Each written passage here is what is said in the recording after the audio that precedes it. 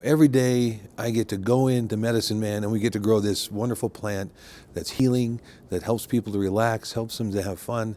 And we get to see people come in and buy it for the first time and see the yoke of tyranny come off their shoulders when they buy it legally and they can say, I bought marijuana, this is great.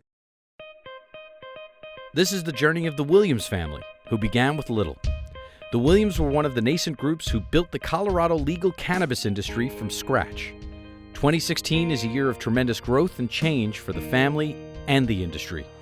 This is part 2 of a 12-part series.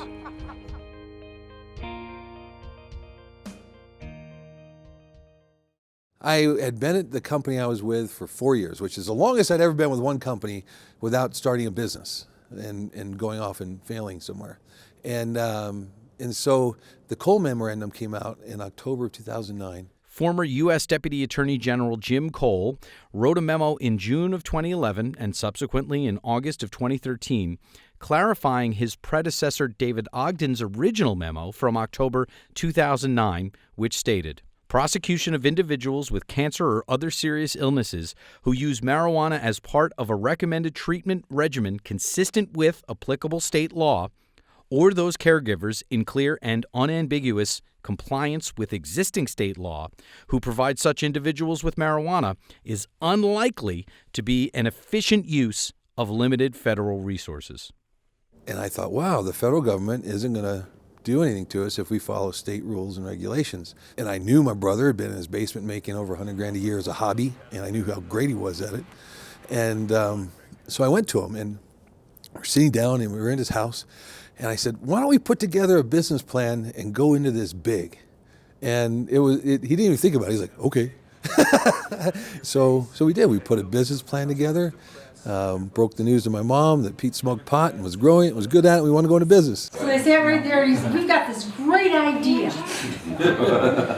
And so we sat down with you and you had all these charts and I didn't even know what you were talking about at first. Lou did. And all of a sudden it was marijuana.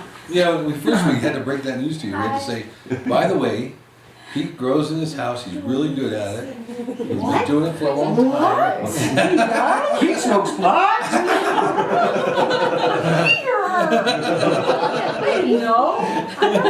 And she gave us a check, and away we went. December 8th of 2009, we formed the company. Medical cannabis was codified into Colorado law back in 2001. For the following 8 years, patients were serviced by caregivers like Pete, personally growing cannabis in their homes. In our breakout segment tonight, marijuana. It is now legal in 13 states to grow marijuana for medicinal purposes, and it is a booming business. Colorado could be one of the very first states in the country to regulate it and tax it. When it comes to medical marijuana, I have more of a practical view than anything else. I mean, my attitude is that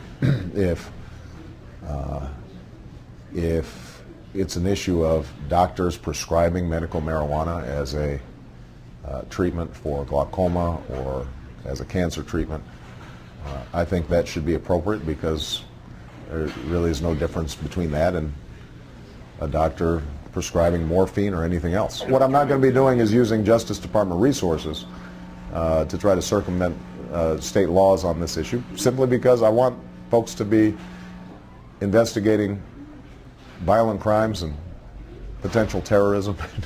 We've got a lot of things for our law enforcement officers to deal with. Well, what the president said during the campaign, you'll be surprised to know will be consistent with what we will be doing here in law enforcement. He was my boss during the campaign. We called our cousin Frank up, and he was in New York and said, hey, you want to come help us out? We need you at the beginning of the year. He said, I'm not doing anything. Be right there. And so he came, and he was employee number 1. I'm Frank of Medicine Man, employee number 00001. When my cousins first purchased this building from Medicine Man, we didn't have any security. We had a lot of expensive lights and expensive things in here, so I volunteered to stay here to guard it. So I'd work during the day until I couldn't work anymore. Then I'd go to sleep, wake up, they'd bring me something to eat, and we'd go right back to work again until it was time to go to sleep. In this big of a building, there's a lot of noises. When you're the only one in here and you're not allowed to have a gun, it can put you on edge. Well, we had skill sets, right? I had the business side of, getting through government red tape and making sure that we were compliant and all that stuff. Pete had the cultivation side. Frank had a construction side, so he was a construction guy. That's what he did. He's been working for himself, kind of migrating around the country doing that. And we knew we needed somebody because we sure as heck weren't going to be able to afford to pay a general contractor to do the stuff we needed to do. And so we called Frankie, and we all wore each other's hats, right? I was Pete's bitch when it came to in the plants. He'd say water this and do that and whatever, and same with Frankie. If he needed a laborer, we were his laborers, both of us. If I needed some help on the business side, I sure as hell didn't ask them. Andy with the business end, he didn't include us in a lot of it, but he handled it, and I didn't want to be involved in it. I just wanted that handled. Andy handled it. As of July 1st, 2010, he had to file for an interim license by August 1st, 2010, to remain in business. Andy and his early cohorts in the Colorado cannabis industry had only 1 month to file. But then Andy would make me wash pots for like 2 years. Oh, that's a Cam Newton thing, right? That's Deb. That's a Cam Newton thing. I know it. I'm stealing it from him. We all wash pots. Yeah, we all did. Pete V, the general manager. Pete V started as a trimmer. What my job was to hire the people, train them, and test them and make sure they're going to make 40 hours a week and they're committed to what they want to do here.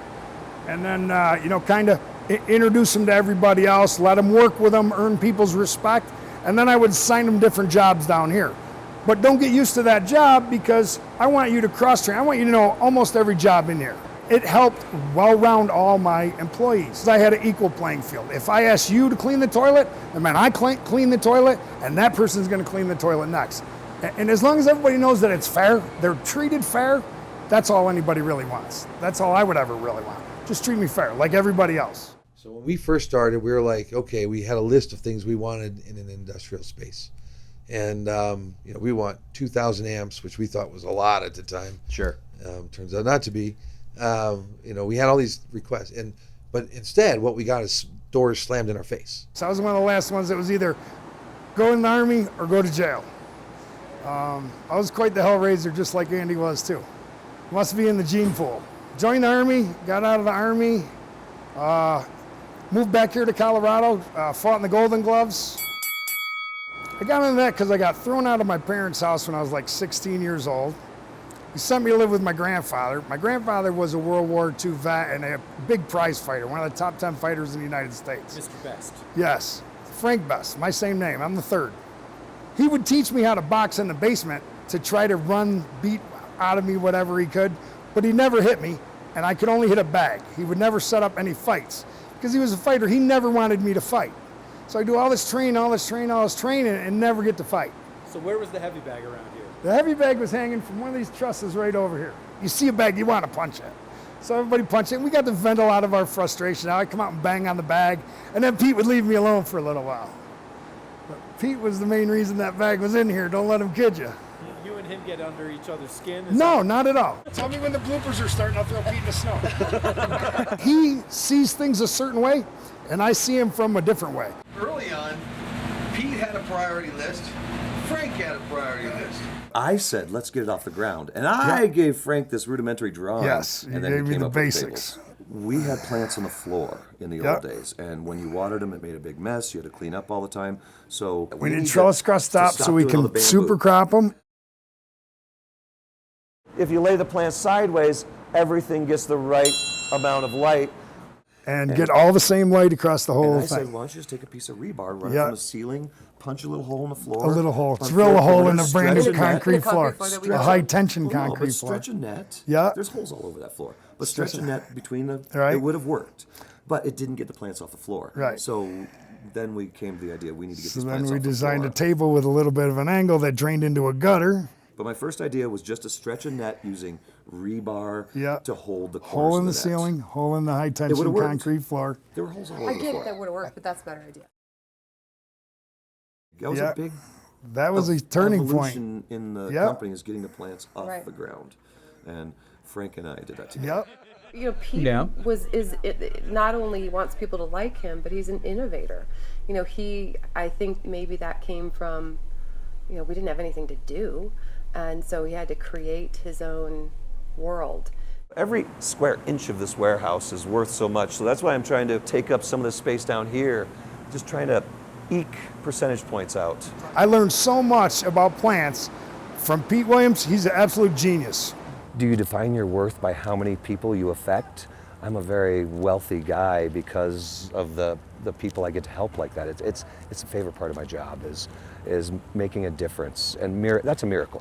In that person's mind, not having seizures, not having to worry about falling down the stairs, is a true miracle. And I'm 1,000 miracles over my sainthood. So it only takes 2 to get sainthood, doesn't it? It's every day, and it's such a wonderful feeling. And the negatives are so few, and I'm such a lucky guy to live the life I do and help the people I do. It's nice. I knew this was going to be historical. I wanted this to be historical. I wanted to leave some kind of footprint in a positive way, and it worked out pretty good. 2014's estimated cannabis tax revenues were $76 million. 2015's estimated cannabis tax revenues were $135 million. The 2015 estimates are based on nearly $1 billion in cannabis sales in Colorado alone.